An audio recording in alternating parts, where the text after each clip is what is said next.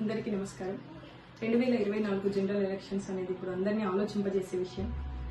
Vote అనే 2 అక్షరాలని నీ 5 ఏళ్ల భవిష్యత్తుకు పునాది. అలాంటి ఓటును నువ్వు సరిగ్గా వినియోగించుకోవాలి.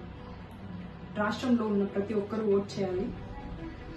2014 ఉమ్మడి ఆంధ్రప్రదేశ్లో 76.8% మాత్రమే ఓటు నమోదైంది. అలాగే ఆంధ్రప్రదేశ్ 2019లో 79.7% మాత్రమే ఓటు నమోదైంది.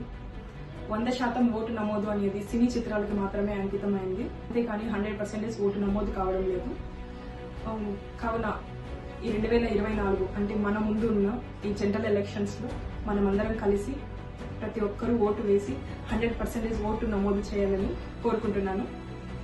రండి, కదలి రండి, అందరం కలిసి ఓటు నమోదు చేద్దాం. నాకు ఒక్క ఓటు వేయకపోతే ఏమవుతుంది అని నిర్లక్ష్యం చేయకు.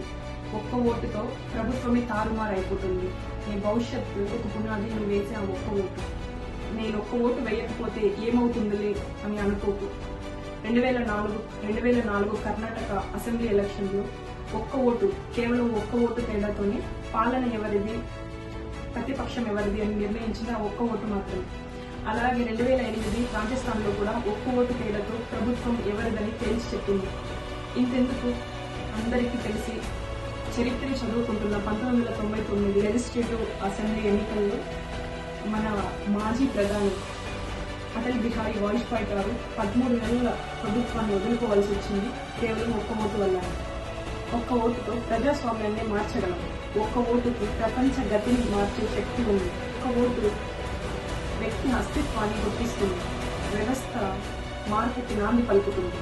నువ్వు వేసే ఒక్క ఓటు నేతల రాతనే కాకుండా దేశ తలరాతని కూడా మార్చగలవు. అలాంటి ఓటును వేయడానికి నువ్వు నిర్లక్ష్యం చేయకు. అలాంటి ఓటును నీ నిర్లక్ష్యంతో వదులుకుంటావా? అందుకే లేదు, కదలిరా. నువ్వు ఓటు వేయకపోతే మొదటి నేరస్తులు నువ్వే అవుతావు. నువ్వు ఓటు వేయకపోతే చచ్చిన శవంతో సమానం. అందుకే రండి, కదిలి రండి, అందరం కలిసి 100% ఓటు చేద్దాం. మన భవిష్యత్తుని మార్చుకుందాం. Thank you.